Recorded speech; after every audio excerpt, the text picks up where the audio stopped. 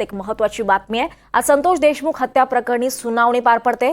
केज न्यायालयात ही सुनावणी होणार आहे। दरम्यान आज पहिल्याच दिवशी कराडनं आपला वकील बदलण्याचा निर्णय घेतलाय। आता कराडची बाजू कोल्हापूरचे वकील खाडे मांडणार आहेत। उज्ज्वल निकम आणि बाळासाहेब कोल्हेंना देशमुख प्रकरणात बाजू मांडणार आहेत। त्यांना पाहता कराडनं आपला वकील बदलण्याचा निर्णय घेतलाय।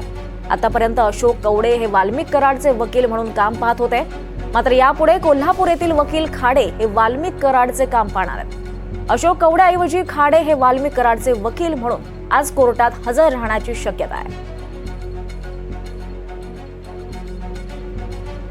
बीड हत्या प्रकरणात एक महत्त्वाची बातमी आहे। वाल्मिक कराड यांना आता आपला वकील हा बदललाय।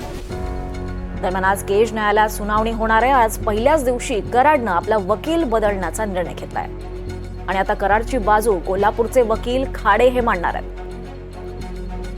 दरम्यान उज्ज्वल निकम आणि बाळासाहेब कोल्हे हे देशमुख प्रकरणात बाजू मांडणार आहेत आणि त्यांना पाहता कराडनं आपला वकील बदलण्याचा निर्णय घेतल्याचं कळत आहे।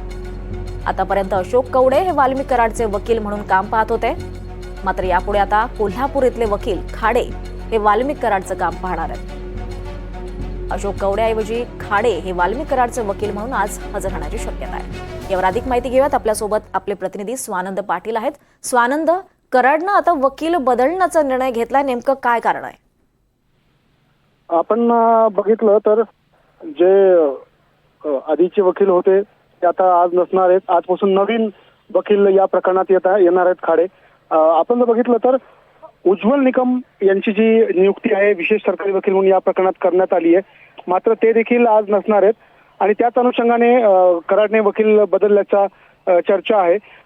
कारण आता चार्जशीट दाखल झालेली आहे। याआधी एकदा जो जामिनाचा अर्ज होता हा कराडच्या वकिलाकडून वापस घेण्यात आला होता आणि तोच जामिनाचा अर्ज आज कदाचित दाखल केला जाऊ शकतो अशी देखील माहिती आहे आणि त्याच अनुषंगाने हे वकील बदलल्याची चर्चा आहे। दुसरीकडे बघायला गेलं तर सगळ्या आरोपींना व्हिडिओ कॉन्फरन्सिंगद्वारेच हजर केलं जाणार असल्याची माहिती आता मिळतीये।